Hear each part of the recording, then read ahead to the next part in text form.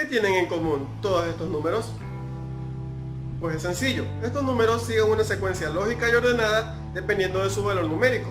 ¿Qué significa esto? Que van de menor a mayor. Pero, ¿y eso qué tiene que ver con lo que voy a hablar el día de hoy? Pues simple, la secuencia lógica también la siguen los diagramas de flujo. Y es justo de lo que vamos a hablar el día de hoy. Diagramas de flujo.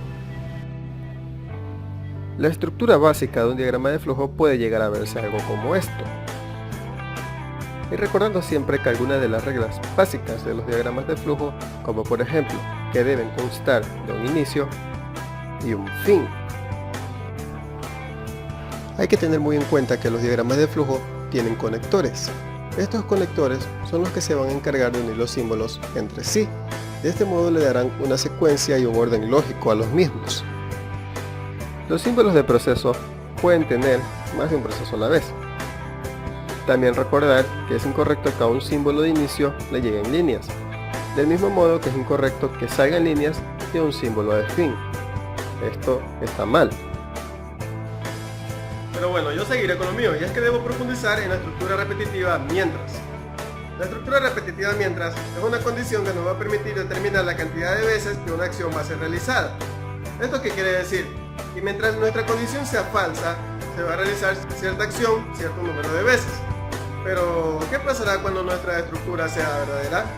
Bueno, la ejecución del proceso simplemente se detendrá. Imaginemos que le pedimos a un usuario que ingrese una cantidad de números indeterminados.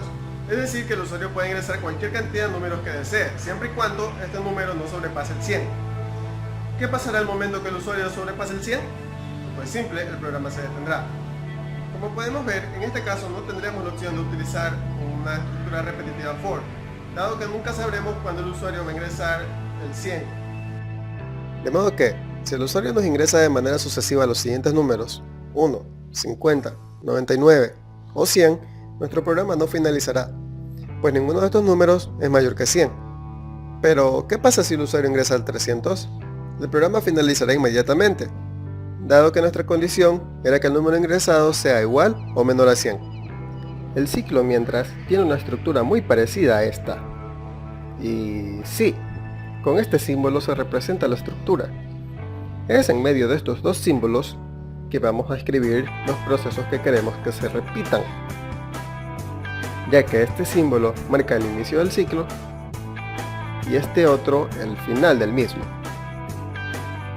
Y no solo eso, ya que este símbolo también será el encargado de controlar nuestra decisión. Es decir, este símbolo va a ser el encargado de controlar cuántas veces se va a repetir el proceso, según lo que nosotros le definamos dentro del mismo. Podríamos utilizar esta estructura para ingresar varios nombres, uno tras otro.